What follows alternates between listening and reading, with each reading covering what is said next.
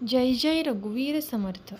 आज आपण मनाचे श्लोक क्रमांक 15 व त्यावरील कथा श्रवण करणार आहोत.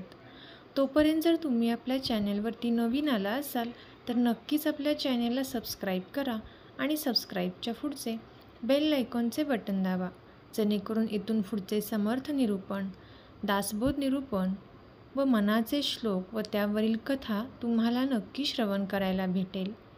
चला तर मग आजच्या श्लोकाला आपण सुरुवात करूया. जय जय रघुवीर समर्थ. मनाचे श्लोक क्रमांक 15. मना पाहता सत्य हे मृत्युभूमी, जिता बोलती सर्व ही जीव मी. चिरंजीव हे सर्व ही मानिताती, अकस्मात सांडूनिया सर्व जाती.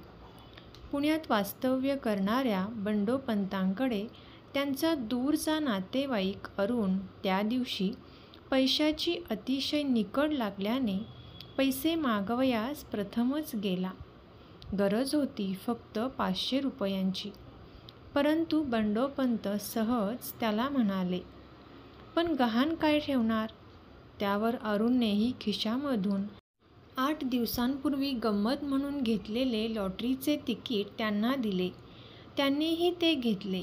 हा हसत खेळत झालेला प्रकार अंगाशी येईल अशी दोघांनाही कल्पनासुद्धा आली नाही.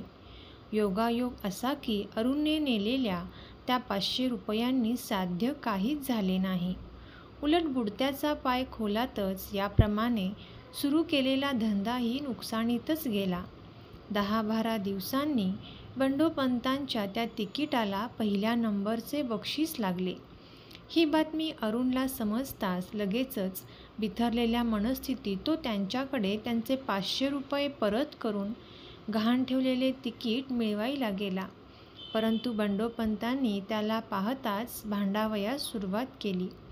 समजुतीने घेण्याचे ठरवलेल्या अरुणचेही माथे अपमानाने भडकले. शब्दाला शब्द वाढून तू दिलं तो बंडोपंतांना तिकीट लागल्याच्या अत्यानंदाने व लगेच झालेल्या या भांडणाने हृदयविकाराचा झटका आला. लागोपाठ पहिला, दुसरा, तिसरा खेळ खलास आणि अरुण अकल्पित घडलेल्या एकूणच कल्पनातीत प्रकाराने जन्मभर निराश, निष्क्रिय, दरिद्री जीवन जगत बसला. तात्पर्य आपणास आहे मरण, म्हणून राखावे बरेपण, कठीण आहे लक्षण विवेकाचे. श्रीराम. जय जय रघुवीर समर्थ. श्रीराम समर्थ. धन्यवाद.